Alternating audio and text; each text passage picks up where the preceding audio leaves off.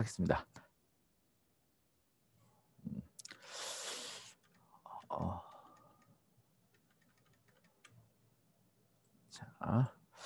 자, 반갑습니다. 저는 아이비 코리안을 가르치고 있는 장성훈이라고 합니다. 이번 시간을 마련한 것은 이제 내년에 아이비 코리안 A 페이퍼 1 시험을 보는 학생도 있고, 또 이제 IO 시험도 봐야 되고, 또 페이퍼 2 시험도 이제 내년에 볼 학생들은 안 보겠지만, 그다음 이제 이번에 다음 연도에 11학년, 그러니까 DP를 시작한 학생들은 페이퍼 2까지 보게 되는데, 어찌됐건 그 중에서 가장 중요한 시험이라 할 수 있는 페이퍼 1과 IO가 학생들에게 매우 중요하고, 또 이번에 커리큘럼 바뀌고 나서 시험을 첫 번째 본 게 올해인데, 그 올해 2월 달에 그리고 또 올해 4월 달에 해가지고 그 페이퍼 1과 IO에 대한 그 IB에서 나온 자료들이 있습니다. 그 시험 자료에 대해서 일부 학교 선생님들이 이제 그걸 잘 인지를 하지 않으시고, 또 공부를 하지 않으시고, 또 보지도 않으시고 학생들에게 지도를 하셔가지고, 물론 아직 올해 시험 결과 나오지 않았지만, 그렇게 해서 이제 그 IB가 원하는 답안, IB가 원하는 방향과 그 잘못된 방향으로 그 학생들을 지도하시는 분들이 많이 계시다는 얘기를 들어보고, 적어도 이제 지금 현재 11학년 학생들이나 이제 내년에 그 IBDP를 시작한 학생들이 이 시험이 무엇이다, 또 우리가 무엇을 준비해야 하는가를 알기 위해서 이 자리를 마련했습니다. 여기에 등장하는 모든 자료들은 제가 임의대로 만든 것이 아니라 100%다 그 IB에서 나온, 그 IB에서 참고하라고 선생님들에게 참고하라고 준 그 가이드북과, 또 이제 저희 선생님들에게 이렇게 가르쳐야 한다, 이 방향으로 학생들에게 지도해야지만 이번 시험들 잘 볼 수 있다라고 만들어준 영상을 참고해서 그 자료들을 바탕으로 만든 자료입니다. 그래서 여러분들이 충분히 신뢰할 수 있을 거고요. 이 영상은 저희 오늘 여기 자리 계신 분뿐만 아니라 제가 그 다른 분들도 도움을 받을 수 있게 하기 위해서 제가 그 유튜브에서도 약간의 편집을 해서 올릴 생각을 하고 있습니다. 자, 그리고 이 영상이 설명이 다 끝나고 난 다음에는 제가 여러분들에게 그 질문을 받고 거기다 답을 해주는 시간도 가지도록 할 것입니다. 자, 먼저 이제 가장 중요한 게 이제 페이퍼 1인데요. 여기서 이제 지금 대부분 학생들이 리터레처를 듣고 있을 텐데, 리터레처가 아닌 랭귀지 앤 리터레처를 듣고 있는 학생도 있을 거예요. 그런데 이번에 새로 바뀐 커리큘럼에서는 다행인 게 이 랭귀지 앤 리터레처와 리터레처의 그 가이드북이 거의 내용이 같아요. 그래서 약간의 차이가 있는 것은 이제 나중에 좀 말씀드렸지만, 리터레처에서는 문학만 다루고, 랭귀지 앤 리터레처는 랭귀지에 해당하는 비문학 이란 요소만 그 새로 들어와 있는 것, 그러니까 그것만 차이가 있지, 나머지 모든 시험들에 대한 요소들은 거의 같기 때문에, 페이퍼만 약간 다르고 거의 같기 때문에, 이거 랭귀지 앤 리터레처나 똑같이 이 영상이나 이 내용들을 들어보시고 설명을 여러분들에게 해줘도 전혀 문제가 되지 않습니다. 자, 먼저 보시고, 자, 먼저 페이퍼 1을요. 어떤 시험인지 이제 여러분들이 이제 학교에서 들어본 학생도 있고, 아니면 또 여기서 아직까지 설명 못 들어본 학생도 있을 텐데, 페이퍼 1은 다른 이름으로 지침이 있는 문학 분석이라 할 수 있어요. 이건 제가 문학을 중심으로 해서 말하고 있지만, 비문학, 그러니까 랭귀지 리터처를 듣는 학생들은 이 문학이 비문학 분석으로 바뀌겠죠. 작성 시간 여러분들 모두 알다시피 SL 스탠다드 레벨 같은 경우에는 1시간 15분이고, 하이 레벨 같은 경우는 2시간 15분입니다. 시험의 구성 방식은 먼저 두 가지의 다른 문화 형식이 나오게 되었어요. 그래서 양식 두 가지 문화 형식이 나타났는데, 기본적으로 예전에는 이전의 커리큘럼에서는 시 한 편과 산문은 소설이나 수필에서 나오게 되어 있었는데, 이번에 바뀐 커리큘럼에서는 시, 소설, 희곡, 그리고 수필이죠. 네 가지 갈래가 랜덤 출제하게 되었어요. 그러니까 예전처럼 반드시 시가 나오는 것이 아니게 되는 거죠. 그래서 여러분들이 이 페이퍼 1을 공부할 때 반드시 이 네 개 영역을 골고루 준비하셔야 돼요. 내가 만약에 네 가지를 다 하기 힘들다면 적어도 세 가지 영역, 소설, 수필, 희곡, 시 중에서 이 네 가지 중에서 세 가지 정도는 여러분들이 공부를 하셔야지만 페이퍼 1 시험들을 제대로 준비할 수 있게 됩니다. 특히 이 네 가지 갈래 중에서 소설과 희곡은 비슷한 부분이 매우 많이 있기 때문에 어떻게 보면 거의 같은 맥락으로 이해할 수 될 정도로 그 부분은 서로 비슷한 면이 있지만, 수필과 시는 여러분들이 조금 많은 공부를 더 하셔야 되는 그런 영역이에요. 수필 같은 경우가 학생들이 되게 쉽게 접근하지만 실제로는 시험이 가장 어렵게 나와요. 그래서 올해 시험 같은 경우에도 시험의 내용은 여러분들에게 어떤 작품이 나오는지 말씀드릴 수 없지만 소설 한 편과 수필 한 편이 나왔어요. 시가 안 나오고. 그래서 대부분의 스탠더드 레벨 학생들이 소설을 골랐어요. 하이 레벨 학생들은 소설과 수필, 그러니까 제시된 두 작품을 전부 다 분석을 해야 되기 때문에 어쩔 수 없이 소설과 수필을 분석했지만 두 작품 중에서 한 작품만 그 분석을 해도 되는 S레 학생들 같은 경우에는 대부분의 학생들이 이 소설을 선택하는 것을 볼 수 있었어요. 그만큼 수필이 더 어렵다. 비문학 같은 경우는 제가 또 따로 설명해 주겠지만 비문학은 우리가 하나의 텍스트 중심의 그 시험 문제가 나오게 되었고 하나는 그래픽 중심의 문제가 나오게 되었어요. 그래서 뭐 보통 텍스트 중심이라 한다면 신문 기사 같은 것이 주가 될 거고 또 만약에 그래픽 중심이라 한다면 우리가 웹툰이나 아니면 뭐 카드뉴스 아니면 뭐 광고문 뭐 이런 것들이 이미지 중심의 그런 그 게시문을 할 수 있어요. 그리고 여기서 또 한 가지 재밌는 게 뭐냐면 이 시의 노래 가사가 같이 들어있는 거 보이시죠? 이 노래 가사도 이제 시에 들어왔어요. 그러니까 사실 우리나라에서의 노래 가사들은 아직까지는 조금 시의 영역에 들어오기가 어려운 면이 있긴 있지만 그래도 지금 요즘에 여러분들이 보게 되는 요즘의 노래 말고 저희 선생님 세대 40대라든가 아니면 그 여러분들의 부모님 세대들의 듣던 노래들은 정말 그 노래 가사가 대중가요지만 되게 시의 형식을 갖춰져 있는 노래 가사들이 되게 많이 있거든요. 뭐 그렇게까지 오래가지 않고 90년대만 가더라도 되게 그 노래 가사가 시처럼 아름다운 가사들이 되게 많이 있었어요. 그래서 그 정도 그 시대의 그 노래 가사들도 시험 문제로 들어올 수 있게끔 바뀌었어요. 그래서 이런 부분들이 아직까지는 뭐 이게 시가 나온지 않았기 때문에 한 번밖에 이제 기출문제 나오지 않았으니까 모르지만 이것도 충분히 가능성이 있습니다. 자, 아무튼 이렇게 되게 되고요.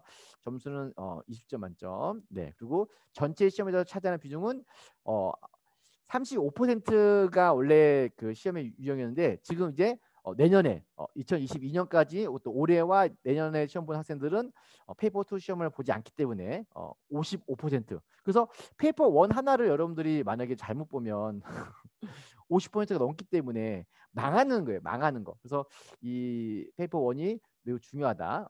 물론 그 하이 레벨 학생들도 마찬가지로 중요하게 되었고 이 부분도 여러분 어떤 거를 해야 될지 잘 알아야겠죠. 그렇죠? 자, 혹시 중간중간에 그 궁금한 점이나 질문할 게 생기시면 그 메시지 창에다가 그 질문을 남겨둬도 괜찮아요. 알겠죠? 중간중간에 들어오시는 분들 계시는데 자, 뭐 나중에 전부 다 지금 녹화가 되고 있는 상황이니까 녹화 최종본을 여러분들에게 필요할 때도 나눠드릴 거예요. 자, 그래서 그 다음에 넘겨보시면 이 IBO 발표 동영상 자료가 있는데요. 이 자료는 여러분들 만약에 필요하다 하면 제가 이거를 어떤 식으로든 제공해 드릴 거예요. 그러니까 이거는 순수하게 말 그대로 IBO에서 이 학교 선생님들에게 이렇게 가르쳐야 된다. 특히 올해 시험 본 학생들에게 이렇게 가르쳐야 한다는 걸 알려주기 위해서 제작한 영상 자료예요. 물론 이게 당연히 IB에서 자료 제작한 거니까 영어로 되어 있긴 하지만 나중에 여러분들이 들어보시면 아시겠지만 안 어려워. 영어가 어렵지 않아. 되게 쉬운 영어로 되어 있어요. 여러분들이 뭐 물론 몇 개 단어들은 어려울 수도 있겠지만 이게 IB 코리안뿐만 아니라 IB에서 일을 하신 선생님들이라면 몇 년 정도 일을 하신 선생님들이라면 충분히 이해할 수 있게 쉬운 말들로 제작된 영상이에요. 저도 영어를 제일 못하거든요. 제가 할 줄 아는 언어가 몇 가지 있는데 그 네 가지 언어 중에서 제일 못하는 게 영어지만 제일 못하는 영어 실력 제일 못하는 영어로 그 실력으로 들어도 다 이해가 될 만큼 그렇게 어렵지 않아요. 아무튼 이 내용들 전부 다 들을 수 없으니까 제가 그 내용들을 요약해서 정리해서 알려드릴게요.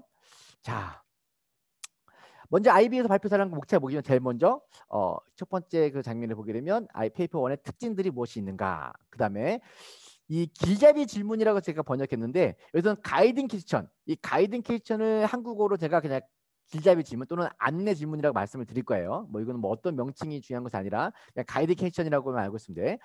이 가이드 퀘스천을 사용한 텍스트를 분석하는 것이 페이퍼 1의 중요한 점이다. 평가 기준이 어떤 것이 있는지 살펴볼 것이고 평가 기준 적용을 하나 예를 들어서 보여드릴 겁니다. 시간이 되면 또 학생들에게 도움이 준비할 때 도움이 되는 말들을 역시 마찬가지로 이 영상에 나왔던 자료와 함께 또 역시 IBO에서 나온 또 다른 정리된 자료들을 제가 한글로 번역한 자료들이 있는데 그 자료들을 통해서 여러분들에게 어떤 것이 페이퍼 1인가를 알려드리도록 할 것입니다. 자, 먼저 페이퍼 1의 특징 중에 첫 번째 요소가 바로 커멘터리가 아닌 가이디드 애널리시스가 가장 중요하다. 이 부분은 이번 페이퍼 1, 새로운 페이퍼 1에서 가장 중요한 점이고 가장 크게 바뀐 점이에요. 그러면 커멘터리는 무엇이고 가이디드 애널리시스는 무엇인가가 중요한 것인데 이 커멘터리라는 것은 무슨 말이냐면 우리 이전 방식의 시험에서 요구했던 방식이에요. 이전 방식에서의 이전 커리큘럼에서 페이퍼 1은 내가 알고 있는 것을 최대한 많이 작성하는 것. 그 모든 거를 다 작성하는 것이 커멘터리 방식이었어요. 그렇다면 가이드드 애널리시스가 뭐냐면 방금 전에 말씀드렸던 안내 질문에 대한 답만 작성하시오요. 가이드드 안내 질문을 애널리시스 분석한 다음에 그 안내 질문에서 요구하는 답만 작성하는 것이 페이퍼 1의 특성이다. 그렇다면 내가 만약에 이전처럼 내가 알고 있는 거를 쓰고 있어. 근데 그것이 안내 질문에서 물어보는 것이 아니야. 그럼 어떻게 될까? 감점. 예전에는 쓸데없는 걸 쓴다고 해서 감점을 하진 않았어. 근데 이제는 감점이야. 감점. 그래서 어떤 학생들은 정말 답안을 길게 썼어요. 이거는 코리안에는 예시가 없었고 그 영어에서는 IBO에서 이제 시험을 시행하기 전에 인팅킹이라는 그 자료실을 통해서 이 사람들이 이제 시험으로 몇 명의 학생들을 대상으로 영어 학생들을 대상으로 모의 시험을 보게 했고 거기에 대한 채점 결과를 보여주는 자료가 있었는데 그 자료에 보면 어떤 학생들은 정말 잘 썼어요. 그리고 길게 썼는데 정말 많은 분량을 썼지만 점수가 매우 낮게 나왔어. 그래서 거기에 대한 코멘트가 바로 그런 가이드 애널리시스 안내 질문에 대한 답이 아닌 커멘터리 형식을 써서 결국에는 점수가 낮게 나온 것이다라고 나온 자료가 있었거든요. 그래서 여러분들이 이 커멘터리가 아니라 안내 질문에 대한 답을 중심적으로 써야 되는 것이 중요한 것이라는 것을 반드시 알아둬야 돼요. 그다음에 보시면 집중과 깊이를 요구한다는 것이다. 이 말이 무슨 말이냐면 방금 말씀드린 것처럼 안내 질문에 대해서 이해하고 안내 질문을 분석한 다음에 거기에 대해서 깊이 있게 쓰는 것이 중요한 것이지 내가 알고 있는 다 쓰는 것이 중요한 것이 아니다. 그래서 또 이야기하겠지만 이전에는 우리가 반연원적 관점이라고 해가지고 작품에 쓰였던 시대 배경 뭐 이런 것들에 대해서 이해한 다음에 그 시대 배경과 상황에 따라서 작품을 이해하고 분석하는 방법들을 사용하기도 했었어요.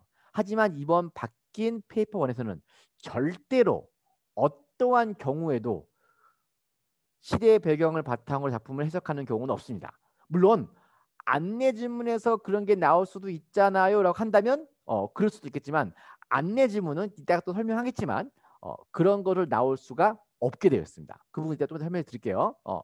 자, 그다음에 제시의 종류는 아까 말씀드린 것처럼 산문과 그다음에 운문이 나오는데 산문에는 아까 말했던 소설, 그래서 프로즈 피션, 프로즈 논피션, 그렇죠? 소설과 수필, 그다음에 시에는 노래가 포함되어 있죠, 그렇죠? 그다음에 희곡, 드라마라는 희곡 4가지 갈래가 나오고 4가지 중에도 2갈래가 랜덤 출제된다. 그래서 어떠한 하나의 갈래가 이전처럼 무조건 나오는 그런 시험은 아니란 것을 알아둬야 된다.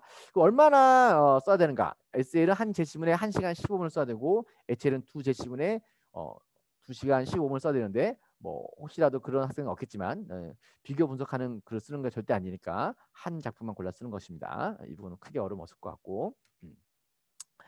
자, 텍스트를 해석하는 능력을 평가하는 것이다. 그래서 텍스트의 주제와 텍스트에 속 담겨진 의미. 자, 이 말은 좀 쉽게 말하면 주제를 분석해야 되는 주제를 이해하는 거.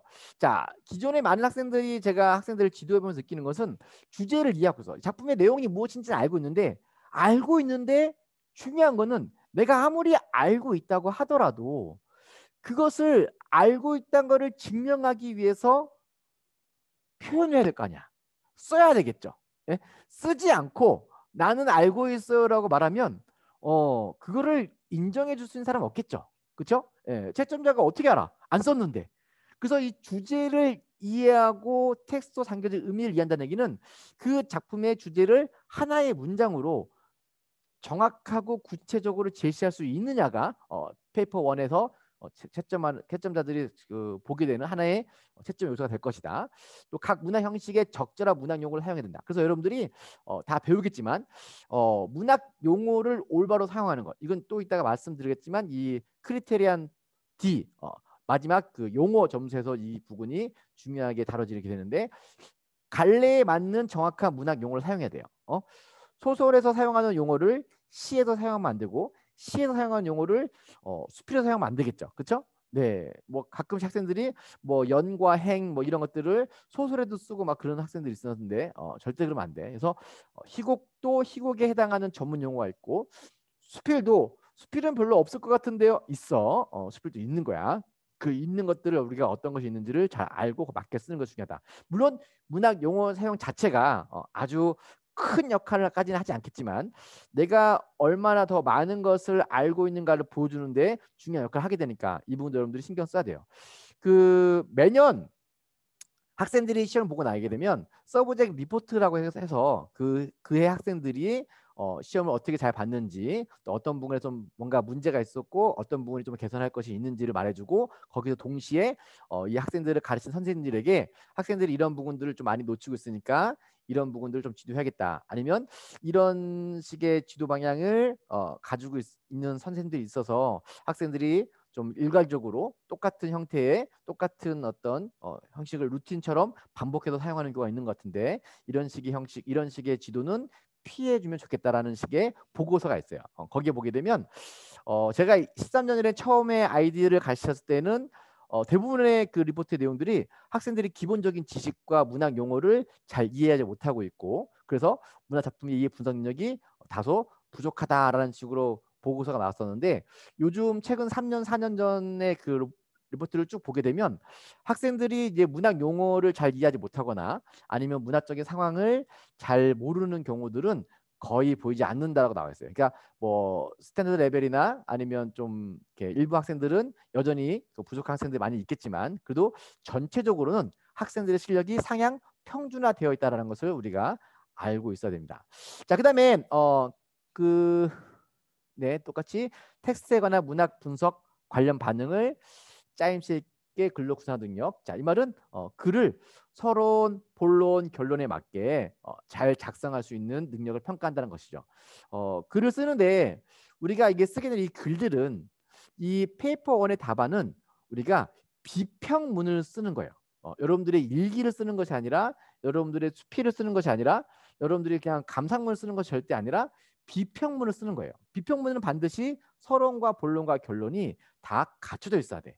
그래서 이런 것들이 잘 갖춰져 있는가를 평가하겠다고 하는 것이죠. 자, 그다음에 자신이 주장하는 바를 적절한 언어로 표현할 수 있어야 된다. 즉 자신의 언어로 표현할 수 있는 것들. 물론 거기서 사용하면 안 되는 표현들이 있어. 우리가 구어체, 여러분들이 친구들과 말할 때 쓰는 그런 표현들을 비평문은 같은 전문적인 글에 사용하면 절대 안 되겠죠? 네, 안 되는 거야. 텍스트가 안 보이나요?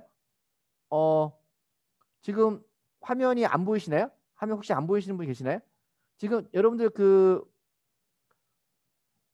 혹시 잠깐만, 안 보이시는 분이 계시나 본데, 혹시 텍스트 지금 제가 공유하고 있는 파일이 안 보이시는 분 계시나요? 말로 하셔도 되고요. 아니면 텍스트로 메시지로 남겨도 되는데, 혹시 안 보이시는 분 계시냐면 말씀해 주세요. 다 보이시나요?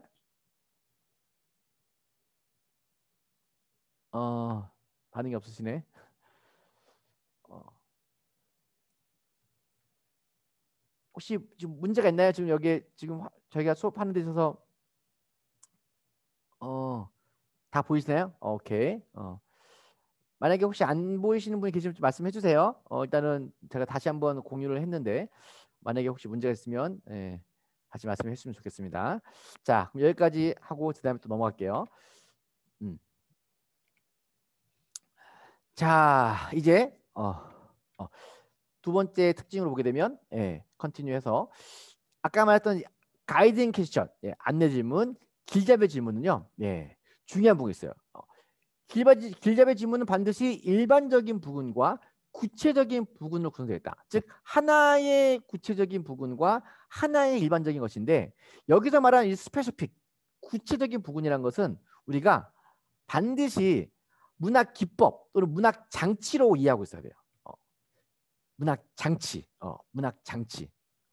그러니까 우리가 아는 문화 장치가 무슨 말인지 아시죠? 뭐 예를 들어 만약에 우리가 뭐 여기 등장하는 심상이 하나의 문화 장치가 될 수 있고 소재나 아니면 시점 뭐 이런 것들이 전부 다 하나의 문화 장치겠죠, 그렇죠? 문화 기법.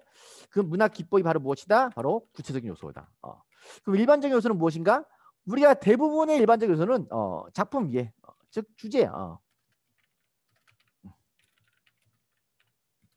이것이 일반적인 요소라고 볼 수 있습니다. 물론 모든 일반적인 문제가 주제 2의 작품 이해라고 나오진 않지만 그래도 대부분의 안내 질문에서는 하나의 문학 장치가 작품 전체 이해에 어떤 역할을 하는가, 작품 등장하는 인물의 이해에 어떤 역할을 하게 되는가, 이런 식의 문제를 나오게 되어 있어요. 여기 하나의 샘플들이 있는데요. 그래서 여기 보게 되면 작가가 어떻게 시각적 심상을 어떻게 사용하여 이 심상이 구체적인 요소 하나의 문화 장치겠죠. 그들의 감정, 등장하는 인물들의 또는 등장하는 화자들의 감정들을 어떻게 표현하고 있는가가 일반적인 요소가 될 수 있겠죠. 자, 작가가 어떻게 언어를 사용하여 그들의 경이감을 제시해주고 있는가. 경이감, 경이론이란 요소, 경이감을 느껴지는 어떤 상황들을 일종의 하나 묘사가 되겠죠. 묘사가 될 수 있겠죠. 아니 또는 그것이 대화가 될 수도 있을 거고 그 경이감을 제시하는 요소가 언어 사용을 통해서 어떻게 나타나고 있는가가 이 문제에 나타나 있는 구체적인 요소와 일반적 요소가 될 수 있겠죠. 이런 식으로 안내 지문은 하나의 장치가 작품 전체나 어떤 특정 상황에 어떤 역할을 하게 되는가를 물어보는 것이 안내 지문의 핵심이 되는 거냐. 알겠죠? 이 부분이 여러분 중요하다. 그래서 이 장치별로 그 장치가 문학 상황이나 문학이나 어떤 전체 주제 이해에 어떤 역할을 하는가를 파악하는 훈련을 하는 것이 필요하다. 페이퍼 1을 준비할 때. 자, 이것은 비문학도 마찬가지야. 그러니까 랭귀지 앤 리터레처를 보는 등학생들도 마찬가지인데 거기서도 기본은 이 문학에 비해서 이 장치에 해당하는 부분들이 확실히 정리가 덜 되어 있고 매우 애매하고 어려운 부분이 있지만 그만큼 또 명확하게 나타나는 요소가 있기 때문에 하나의 어떤 문학 기법들이 작품 전체에 어떤 영향을 주는가를 물어보는 문제가 많이 나옵니다. 지금까지 나왔던 예를 들어서 보게 되면 문체나 아니면 뭐 이미지나 아니면 어떤 그 특정 표현들이 그러니까 소재를 말하고 있는 거겠죠. 사용되는 특정한 상징적인 표현들이 작품 전체 이해, 독자의 의미 전달 뭐 이런 식으로 작품 전체에 어떤 역할을 하고 있는가를 물어보는 문제들이 나왔었습니다. 알겠죠? 자, 그다음에 이것이 이제 거기 샘플로 나와 있는 몇 가지 질문예가 되는데요. 자, 여러분들 그냥 여기서 그냥 간단하게 말로 하셔도 되고 아니면 말로 하기 힘드시면 메시지로 여기 나와 있는 문제들 중에서 작가는 텍스트 안에서 객관적 사실과 주관적 인식을 어떻게 결합하며 이런 텍스트에서 어떤 효과를 제시하는가. 이 여기 보면 하나, 둘, 셋, 넷, 다섯, 여섯 가지 있는데 이제 여러분들이 그냥 자유롭게 어떤 부분이 구체적인 부분이고 어떤 부분이 일반적인 부분 같아요. 한번 찾아보세요. 간단하게. 뭐 중요한 거 뭐 아니니까. 하지만 여러분들이 나중에 지금은 안 중요하지만 나중에는 이해해야 돼. 아까 말씀드렸지만 안내 질문을 분석을 못하고 안내 질문에서 물어보는 것이 무엇인지 모르는데 그냥 여러분 마음대로 쓰게 되면 쓰면 쓸수록 감점이 되어서 망하는 상황이 되었기 때문에 안내 질문을 이해할 수 있는 기술은 반드시 훈련이 돼야 됩니다. 그래서 여러분들이 여기서 내가 봤을 때 여기서 뭐 첫 번째 요소는 작가는 텍스트 안에서 이 첫 번째 문제에서는 어떤 부분이 일반적인 부분이고 어떤 부분이 구체적인 부분인지 한번 자유롭게 한번 써보세요. 다 안 해도 되고 몇 분만 참가하셔도 됩니다. 몇 분만이라도 해보세요. 내가 봤을 때 어떤 부분이 구체적인 부분이고 어떤 부분이 일반적 부분이다. 누가 대답을 했는지는 이제 모두에게 보여주기 힘드시면 저에게 DM으로 메시지를 보내셔도 상관없어요.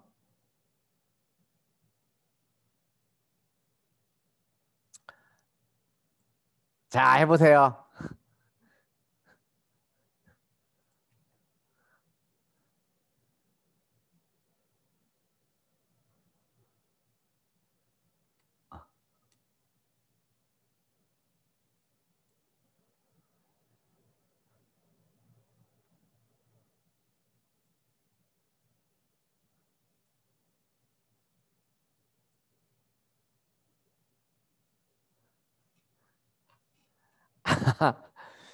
어,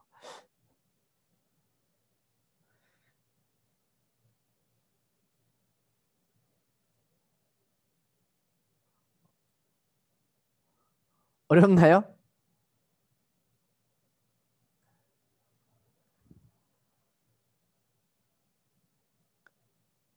자, 그럼 물어볼게. 이 텍스트에서 이 두 인물 간의 관계는 어떻게 형성되며 이를 통해 드러나는 인물의 내적 생각이나 감정은 무엇인가? 여기서 어떤 부분이 구체적인 부분이고 이 두 번째 질문에서 어떤 부분이 일반적인 부분인 것 같아요?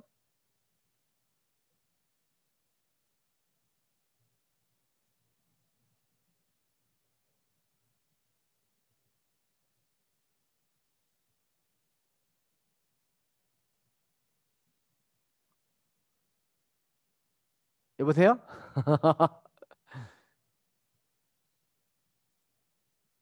자, 어, 괜찮아요. 자유롭게 어, 어색하시면 DM으로 보내도 됩니다. 어, 지금 제 목소리가 안 들리고 있는 건 아니죠? 어, 네, 그렇죠? 근데 답을 하시기가 좀 민망하신가요? 어,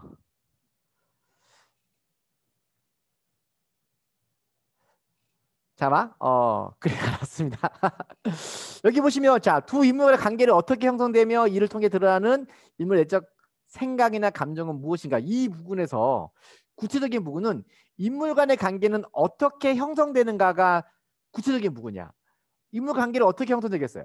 어, 인물 관계 형성에서 가장 중요한 역할을 하는 부분들은 인물들 간의 갈등이라든가 아니면 인물들의 성격에 따른 그 요소가 만들어져서 인물들의 관계가 만들어지는 거야. 그러니까 이 관계란 것은 그 두 사람이 서로 대립 관계가 될 수도 있고 또는 서로가 협력 관계가 될 수도 있는데 이런 관계 형성되는 요소는 갈등이라는 요소를 통해서 형성되겠죠. 그렇죠? 그런 것들이 인물들의 내적 생각이나 감정, 즉 인물들의 성격과 인물의 특징을 이해하는데 갈등이라는 요소는 어떤 역할을 하게 되는가를 물어보는 것이 이 문제의 핵심이야. 근데 여기서 갈등이란 말이 안 나왔잖아. 그치? 그래서 이런 부분이 뭐가 되는 거야? 어려워지는 거야. 그리고 안내 지문은 반드시 한 지문에 하나밖에 안 나오게 돼 있어요. 근데 하나밖에 안 나오는데 그게 이해가 안 되면 이제 거기서 문제가 생기겠지. 자, 두 번째가 이 세 번째 같은 경우는 좀 쉬워 그래도 맞지? 상징적 표현들이 의미하는 바와 이들의 주제를 어떻게 형성하는가? 그렇죠? 상징적 표현들이 뭘 의미할 것 같아? 소재야, 소재. 시에서는 상징적인 시어가 될 거고 소설에서는 상징적 소재가 될 거고 맞죠? 나머지 희곡과 수필에서도 상징적인 소재들이 바로 상징적 표현이 되는 거야. 그러면 상징적 소재나 상징적 시어들이 주제 형성에 어떤 역할을 하는가를 물어보는 것이 이 세 번째 문제의 구체적인 부분, 상징적 표현과 그리고 일반적인 부분, 주제 형성이겠죠. 그 다음에 더 쉽지. 시장 전개 방식, 구성 방식이 구체적인 부분, 시적 과제 청재된 태도를 보여주는 것이 일반적인 부분. 묘사가 구체적인 부분, 긴장감 형성이 일반적인 부분이 될 수 있겠죠. 자, 마지막 문제 잠깐 애매하게 나왔는데 한 사람의 삶에서 사랑의 영향을 불러키기 위해 이 시에서 시각적 심상을 어떻게 하는가? 시각적 심상이 구체적인 부분, 사랑의 영향을 불러일으키는 것이 일반적인 부분이 될 수 있겠죠. 이런 식으로 어떤 순서가 반드시 구체적이 일반적이 나오는 것이 아니라 일반적이 먼저 나오는 경우도 있지만 어떤 부분이 구체적인 부분이고 어떤 부분이 일반적인 부분을 이해하는 것이 여러분들이 페이퍼 원을 볼 때 안내점을 볼 때 중요한 요소가 될 것이다. 알겠죠? 자, 그 다음에 이 길잡이 질문 답안이 다른 것은 필수가 아니다. 이 부분, 아이고, 이 문장이 많은 또 학생들과 선생님들에게 어, 혼동을 주는 경우가 있었는데요. 여기서 말하는 must we follow the guiding question에서 the guiding question is not compulsory, however라고 나왔기 때문에 여기서 말하는 이 말을 어떠한 사람들은 야 그러면 이렇게 나왔으니까 그러면 길잡이 주면 답을 쓰지 않고 내가 하고 싶은 거 내가 아는 거 다 쓰면 되는 거 아니야? 라고 말하면 완전 망하는 거야. 안내 지문을 만들었고 안내 지문에 답을 하는 것이 페이퍼원의 목적인데 그거를 그렇게 하지 않고 네 멋대로 쓰게 되면 점수도 너희들 멋대로 나오겠죠. 점수가 무조건 낮게 나올 수밖에 없어. 이 말을 어떻게 이해해야 되는가? 자, 그다음 문제 보게 되면 하지만 권장한다. 왜냐하면 그래야 방향성과 초점을 가지고 분석하기 좋기 때문이다. 그 다음에 다시 한마디 더 나오는 게 보게 되면 길잡이 지문, 안내 지문 선택하지 않았을 경우에는 스스로 방향성과 초점을 분명하게 제시해야 된다. 이 말이 무슨 말이냐면 아까 앞에서 봤듯이 잠깐만 이거 누가 이거를 그렸네. 줄을 아무튼 이거 어떻게 지우지? 지우개로 지워줄게요. 네. 제가 잘못 그렸나 봐. 자, 여기 보시면 아까 이런 문제들 같은 경우에는 약간 어려웠잖아요. 그치? 이 관계 형성에서 갈등을 뽑아내기가 어려웠었는데 내가 이걸 모르면 안 나왔으니까 모르니까 이런 것들 어떻게 되는가? 이거밖에 안 나오는데 그럴 때를 대비해서 나온 거야. 즉 이 말은 주어져 있는 안내 지문에 대해서 내가 도저히 그것에 대한 답을 쓸 수가 없을 때는 여러분들이 스스로 학생 스스로 안내 지문을 설정하고 그 안내 지문에 맞게 즉 아까 말했던 하나의 구체적인 요소와 하나의 일반적인 요소를 넣어서 여러분 스스로 안내 지문을 설정하고 거기에 맞게 답을 쓰라는 얘기야. 그것을 허용해 준다는 얘기야. 안내 지문을 도저히 이해하지 못했는데 거기다 억지로 쓸 수는 없잖아요. 하필이면 두 문제 다 모르겠어. 아니면 한 문제에 대한 지문은 무슨 말인지 알겠는데 안내 지문이 도저히 못하겠어. 그러면 안 되는 걸 억지로 쓰게 할 수 없으니까 그럴 경우에만 여러분들이 안내 지문을 스스로 구체적인 부분과 즉 하나의 문학 장치와 일반적인 부분을 설정해서 거기에 답을 쓰라고 하는 거야. 알겠죠? 이거를 다르게 해석하면 안 됩니다. 반드시 저걸 지켜야 돼. 그리고 당연히 가급적이면 주어져 있는 안내 지문에 대한 답을 쓰는 것이 안전하다, 좋다, 가능하다. 알겠죠? 자, 그다음에 길잡이 지문을 이용해서 텍스트 분석하기. 자, 문화 형식은 희곡이라고 되는데 거기는 안내 지문이 이렇게 나왔어요. 이게 희곡이었고 이게 영어로 된 버전이다 보니까 영어로 된 나왔었는데 How the relation between the two characters established in the text 두 사람의 관계가 형성하는데 작품에서 어떤 역할을 하게 되었는가 이 부분을 물어봤는데 마찬가지 여기서도 어떤 부분이 구체적인 부분이고 어떤 부분이 일반적인 것 같아요. How the relationship between the two characters established in the text 인물 간의 관계 형성에서 중요한 역할을 하는 부분이 무엇인가를 물어보고 있는 거니까 여기서 구체적인 부분은 아까 말했던 그 부분이야. 비슷한 문제가 나왔잖아. 그치? 인물들 간의 관계 형성의 중요한 요소들은 인물들 간의 관계라든가 그 관계 형성의 가장 중요한 요소들은 어떤 갈등이 되는 요소가 되는 거야. 관계되는 요소. 갈등이라는 요소. 갈등이라는 요소가 작품의 이해와 작품 전개에 어떤 영향을 미치는가를 물어보는 안내지문이 되겠죠. 그렇죠? 이런 사람들이 안내지문을 이해하고 분석하는 힘도 필요하다. 자, 두 번째 거 보게 되면 여기서는 인물 사이의 관계, 아까 말한 대로 관계, 그 다음에 관계 성립 방식을 물어보는 것이다. 이런 식으로 여기서 이제 이 자료들도 IB에서 나왔던 그 설명 자료였어요. 자, 이렇게 됐고, 자, 길려짐에 초점 맞춰서 분석을 그 내용해야 된다. 그 내용은 모두 제야 된다. 자, 여기 나왔죠. should be omitted. 안내 지문에서 물어보는 것 외의 것은 모두 제외해야 한다고 명확하게 가이드북이 나왔어. 이거를 무시하고 내 맘대로 쓰게 되면 점수가 무조건 낮게 나오니까 여러분 반드시 기억해야 돼. 아까 말한 대로 내가 설정한 안내 지문을 거기에 맞춰서 쓴다 하더라도 거기에 맞춰서 써야 되는 거야. 그 외에 다른 초점이 맞춰진 글들을 쓰게 되면 점수는 낮게 나온다. 자, 문화 형식이 나타나는 논피션이 있었는데 논피션이니까 수필이겠죠. 길잡이 질문, 구체적 일반적으로 찾기. To what effect does the narrator combine objective fact and subjective perception in the text? 자, 여기 볼게. 마찬가지. 구체적 요소는 객관적 사실과 주관적 의견이야. 수필이기 때문에 수필에서는 객관적 사실에 있고 그 자신이 겪었던 이야기에 대한 자신의 주관적 의견이 있겠죠. 그렇죠? 그것을 사실과 의견을 함께 사용했을 때 생긴 효과가 무엇인가? 대부분은 아까 말한 것처럼 이런 것들이 주제 이해와 연관적이 되었으니까. 그래서 작가가 선택한 요소. 작가적 선택이란 말이 이제 또 그 이따가 크리티엔에서 설명할 때 나오는데 거기서 말하고 있는 것은 작가 선택이라는 것이 말이 바로 문학 장치를 말하는 거야. 그래서 객관적 사실과 주관적 의견이라는 구체적 요소가 이 함께 사용해서 생긴 효과라는 것은 작품 주제 전달과 이해에 어떤 역할을 하였는가를 물어보는 거지. 이런 식으로 여러분들이 안내 지문을 정확하게 이해하고 분석하는 훈련을 지금부터 계속 하셔야 됩니다. 알겠죠? 자, 중요한 부분이야. 자, 일반적 요소는 사실과 확인 똑같은 건데 자, 그래서 아까 말했던 내용 똑같은 내용 나와 있네요. 그 내용 모두 재야 된다. 그러니까 출판 당시의 상황, 아까 말한 것처럼 네, 시대 배경이라든가 뭐 작가의 성향이라든가 이런 걸 말하면 무조건 감점이다. 안 그냥 쓴 것이 아니라 감점이라는 점을 중요하게 생각하셔야 됩니다.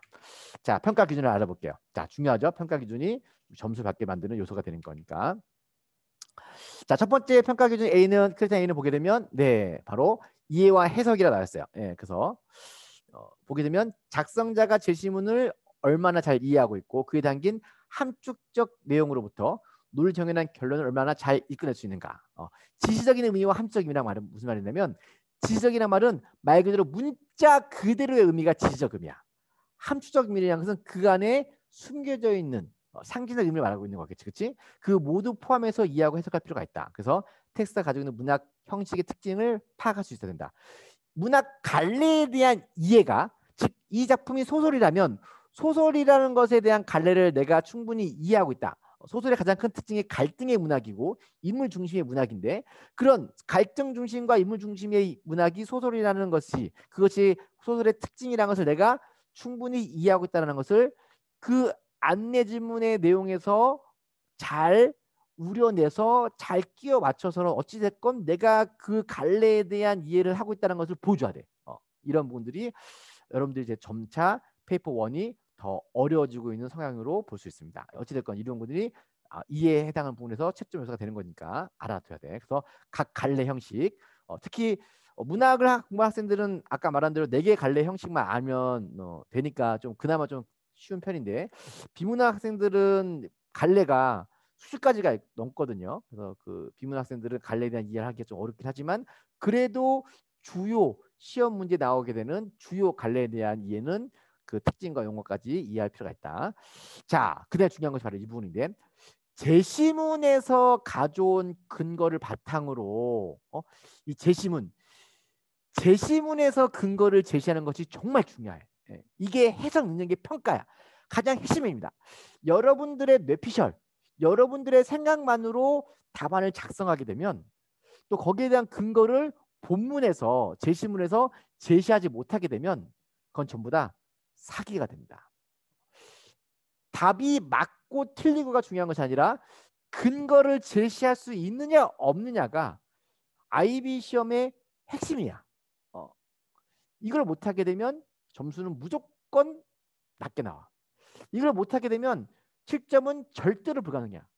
알겠죠?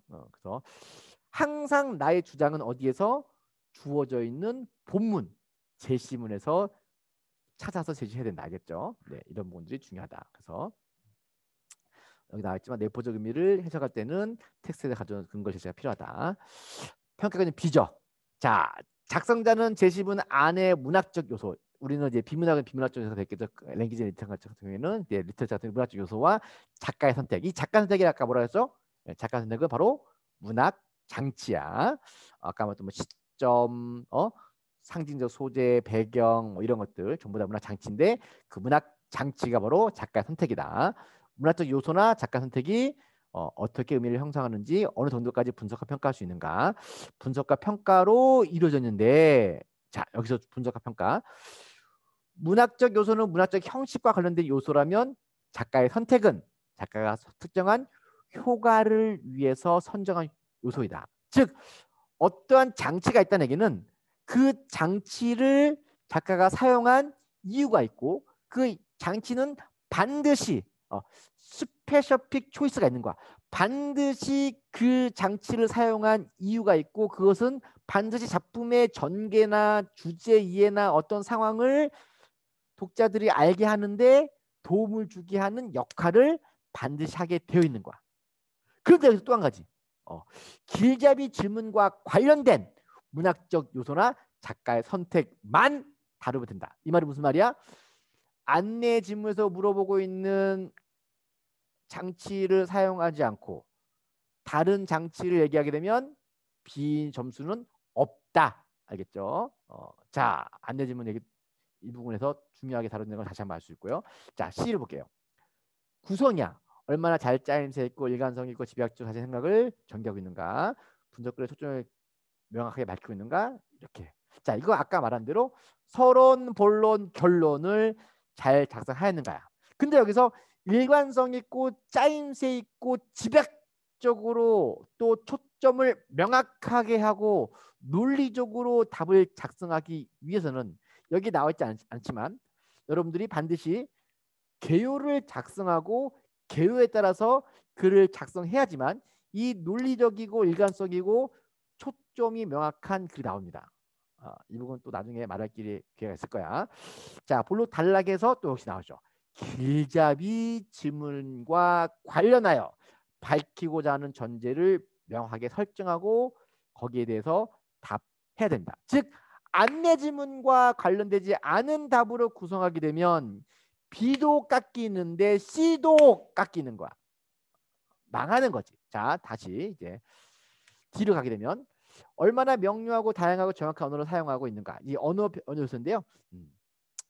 그래서 맞춤법에 대한 부분이 나오긴 하는데 맞춤법은 사실 여러분들이 물론 걱정하는 학생들도 있고 맞춤법이 자신 없는 학생도 있지만 맞춤법은 여러분들이 그렇게까지 크게 걱정하지 않아도 됩니다. 물론 말도 안 되는 걸 틀리거나 너무 구어체를 사용한다거나 맞춤법이 너무 많이 틀리게 되면 당연히 점수가 깎이겠지만 맞춤법 자체가 점수에서 큰 영향을 미치지 않습니다. 오히려 이 레지스터라 말하는 전문 용어를 얼마큼 잘 사용할 수 있는가, 적절한 문학 용어를 사용하는가, 분석글에 맞는 비평문에 맞는 문체. 이 말이 아까 말한 것처럼 여러분들이 일기를 쓰는 것이 아니라 비평문을 쓰는 거기 때문에 그런 전문적인 글을 써야 되는 거야. 친구들과 말할 때 쓰는 구어체를 쓰면 절대 안 되는 거야. 알겠죠?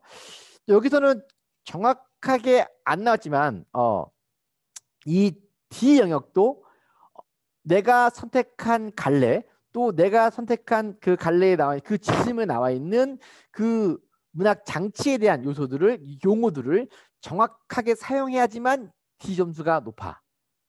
그래서 마찬가지로 안내 지문에서 나타나 있는 가이드 길잡이 지문에 나타나 있는 그 문학 장치에 대한 용어와 설명이 충분히 나와 있지 않으면 D도 점수가 깎이는 거야. 그래서 안내 지문을 무시하면 4개 평가 기준 중에서 B, C, D가 다 깎이기 때문에 그냥 시험은 망하게 되어 있어요. 여러분들 이 부분들을 반드시 알아둬야 됩니다. 알겠죠? 자, 평가 기준 종을 몇 개 보게 되면 이것이 이제 학생이 이제 선택했던 그 이제 문제였고 물론 이제 IB에서 나온 샘플 답안이지만 길자심에 보게 되면 what tensions are created by the description in this paragraph. 그러니까 여기서 뭐야? 구체적인 부분을 보게 돼서 묘사가 그렇죠? 어떻게 긴장감을 형성했는가를 물어보는 거죠. 그렇죠? 예, 묘사라는 구체적인 요소가 긴장감 형성이라는 일반적인 요소에 어떤 역할을 하는가를 물어보는 것이 이 문제의 핵심이겠죠. 그렇죠? 자, 여기서 학생들이 평가 내용은 답안은 안 나오고 이렇게 평가 좀 나왔는데 이 친구가 점수 이렇게 5점 만점이야. 5점 만점인데 만점 받았습니다. 이 친구가 보세요. 평가 교재 A에 대한 내용을 보게 되면 길잡이 질문에 대한 명확한 이해를 하고 있다. 테스트 특징을 파악하고 있다. 테스트 나오는 긴장감을 종류별로 다양하고 이야기해 있다. 단어 선택, 어조, 비유, 대명사를 어떻게 사용하여 긴장 형성하는지를 분석하고 있다. 즉 묘사라는 장치가 이런 어떤 역할을 하게 되는지 어떤 역할을 하게 되는지를 긴장감 형성이라는 역할에 어떤 역할을 하고 있는지를 잘 설명해 주고 있다. 시를 보게 되면 단락 내에서 그리고 그 전체에서 논의 바를 명확하게 증명되고 있는데 서로가 다 연결되어 있다. 하지만 결론의 내용이 약간 일반적이다. 하지만 점수를 만점 줬네. 문장 부호 중에 하나의 오류가 있지만 어느 정도 부분 모두 정확하다. 전체를 보게 되면 자 길잡이 질문에 초점을 맞춘 분석글이다가 이 글이 부분적인 한계가 있고 어려움의 문제가 있었지만 만점을 받은 가장 큰 이유가 되는 거야. 여러분들이 이런 부분들 총평에 나오는 얘기를 이렇게 실제 평가의 이런 결과를 보고 여러분들이 길잡이는 얼마나 페이퍼에 중요한지 여러분들이 이제 이해할 수 있게 되겠죠. 그렇죠? 네. 자. 학생의 준비에 필요한 도움을 볼 텐데 자, 4가지 모두 문화 형식을 다 이해하고 분석하는 능력이 필요하다. 기자 질문을 사용을 강하게 계속 얘기하고 있죠. H1 학생이 있는 경우라면 2 문제를 다 풀어야 되는 거니까 한 문제당 1시간 안에 답을 쓸 수 있게끔 적절하게 시간 배정하는 것이 중요하다. 역시 마찬가지로 HLB 학생 같은 경우에도 길잡이 질문에 초를 맞추는 그래야 된다. 자, 그다음에 뭐 질문과 답변이 있는데 페이퍼원에는 본 적 없는 문학집이 나오네. 맞죠? 예, 페이퍼원 자체가 바로 언신 텍스트를 분석하는 글이기 때문에 반드시 여러분들이 배우지 않았던 작가의 작품들만 나오게 돼 있어. 그래서 이번에 새로 갱신돼 새로 올라온 그 작가 리스트에 보게 되면 최근 20세기 작가들도 많이 올라와 있기 때문에 21세기 작가들까지 그런 거기에 리스트에 나왔지 않은 작가들의 작품들을 내기 때문에 문제 난이도는 점차 어려워질 겁니다. 그리고 여기서 좀 이따 더 설명하겠지만 페이퍼 1에 나오는 이 문제가 예전에는 SL과 하이레벨이 분리되어 있었죠. 근데 이번에 바뀐 내용에서는 HL과 하이레벨 문제가 같아. 똑같은 지문이 나오게 됐어. 단지 HL은 두 문제 다 하이레벨, 스탠드 레벨은 하나만 고를 뿐이야. 그러면 그 문제의 구성은 어느 수준에 맞춰져 있을 것 같아? 당연히 하이레벨 수준으로 상향 평준화될 수밖에 없게 돼 있어. 이 시험의 변경의 가장 포인트가 뭐냐면 이전의 시험 문제에서 학생들의 수준이 점차 올라가다 보니까 코멘터리는 더 이상 변별력을 갖추고 6점과 7점을 구분할 수 없다였어요. 그래서 이번에 시험에 바뀐 가장 포인트는 확실하게 실력이 좋은 학생들과 즉 7점 받는데 당연한 학생들과 그렇지 않은 학생들을 명확하게 구분하겠다가 이번 바뀐 커리큘럼의 핵심입니다.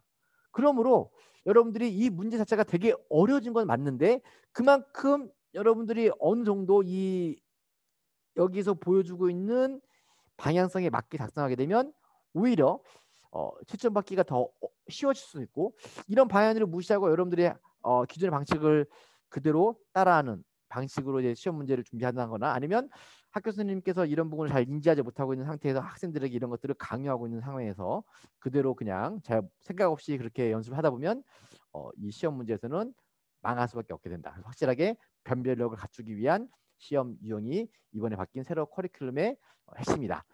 자, 그래서 이렇게 안내주문 어떤 부분에 있다 아까 말한 것처럼 구체적인 부분과 일반적인 부분 당연히 답을 해야 되는데 도저히 못할 경우는 어떻게 된다 그랬죠? 예, 여러분들 스스로 안내지문을 만들어서 거기에 대한 답을 하는 것이 알겠죠?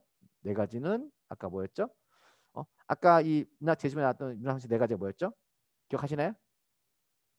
예. 소설, 희곡, 수필, 시였죠. 시에는 노래 가사도 포함된다 그랬어. 그렇지? 제시문은 정품의 일부인가 전체 제품인가요? 자, 시 같은 경우는 그래도 작품 전체가 나오기가 쉽겠죠. 그렇죠? 하지만 수필이나 이런 갈래 글들은 전문이 나오기 쉽지 않기 때문에 전문이 아니라 일부가 나올 확률이 훨씬 높겠죠. 그렇죠? 그건 지금까지 시험 문제와 똑같습니다. 평가 기준은 4개고요. 그리고 자, 이렇게 해서 페이퍼 1에 대한 간단한 설명 끝냈습니다. 여기서 이제 한 가지를 제가 더 보여드릴 텐데 자, 어떤 걸 보여줄 거냐면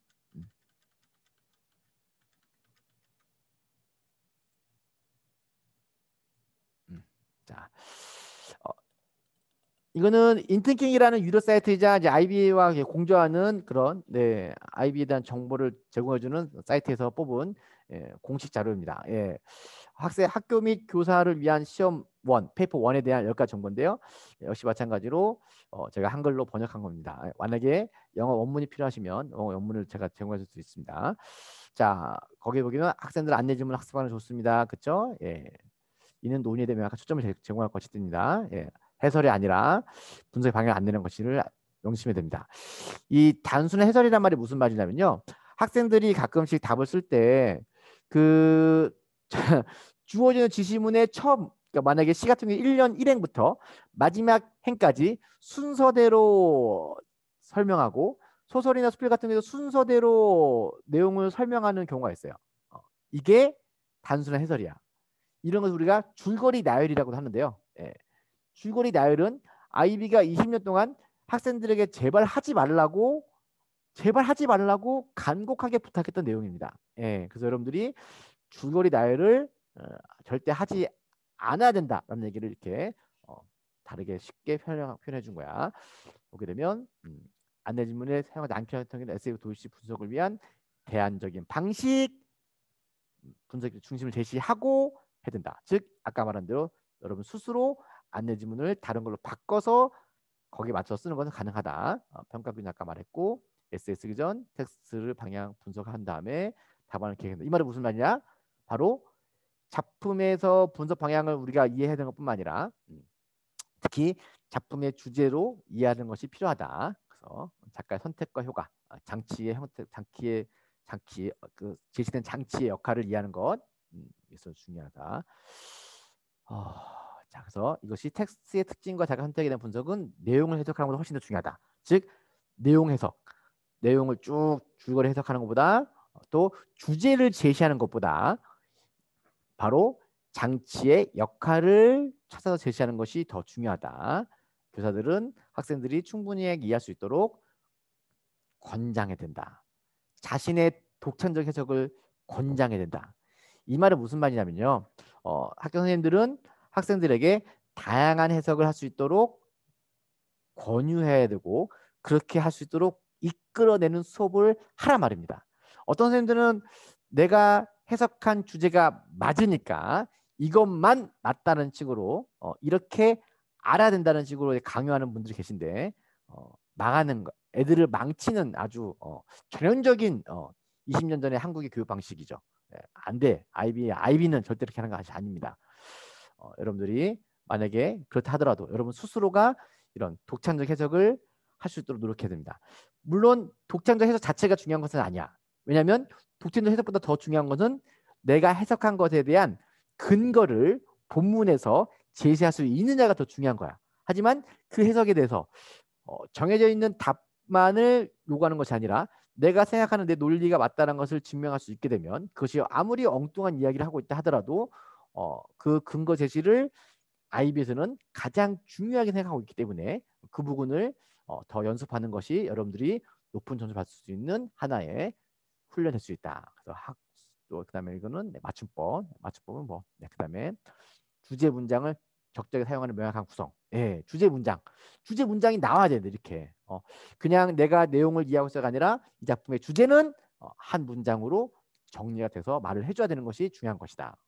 여러분들이 만약에 뭐 흥부전을 본다. 흥부전을 본데 그 흥부전의 주제를 착하게 살자 이렇게 말하면 그건 주제를 아무것도 모르는 거야. 착하게 살자는 같은 것은 주제를 이해하지 못하고 있는 작품 내용을 전혀 이해하지 못하고 있는 거야. 아주 구체적이고 명확하게 나타나야 돼. 아무튼 자, 학생들은 중점 안내 분석을 작성 동안 분석 편집을 생각한다. 그렇죠? 자, 서술적인 이야기 수집장. 아까 말한 대로 줄거리 나열이야. 그거는 학생들의 능력을 평가 기술을 입증할 수 있는 기회를 제한한다. 즉 학생들의 실력을 보여주는데 큰 장애 요소가 된다는 얘기야. 이 말은 내가 나름대로 작품을 잘 이해했다 하더라도 그렇게 줄거리 나열을 하게 되면 나는 작품을 이해할 수 있는 능력이 뛰어나다는 것을 스스로 증명할 수 없게 된다는 얘기와 같은 말이죠. 그렇죠? 네, 명확하고 어법을 정확하면 정확한 표현. 네. 자, 이렇게 해서 이제 제가 페이퍼 1에 대한 설명을 다 마쳤습니다. 여러분들 여기서 이제 또 이제 들어보면서 여러분들 혹시 궁금한 점이나 좀 이렇게 더 추가적인 설명이 필요한 부분 있으시면 자유롭게 질문을 하셔도 됩니다. 네. 음소거를 하셔서 이제 음소거 제가 요청한 게 아닌데 자동으로 음소거가 되어 있는데 여러분들이 만약에 말로 직접 하기가 애매하시거나 어려우시면 네, 메시지를 통해서 질문하셔도 됩니다. 네. 이게 끝나고 잠깐 쉰 다음에 저희가 또 아이유에 대한 설명을 또 하게 될 건데 일단은 여러분 질문 있으면 질문해 주세요. 네.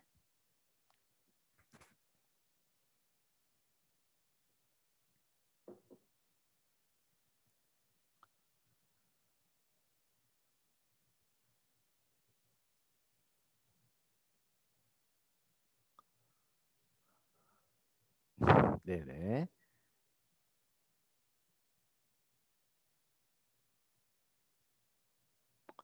가급적이면 본인이 듣는 게 가장 좋습니다. 아무튼 네, 그래도 나중에 어머니 이 영상 내용을 제가 녹화를 해서 제공해 드릴 테니까 그 영상 녹화본을 아들에게 보여주셔도 되고요.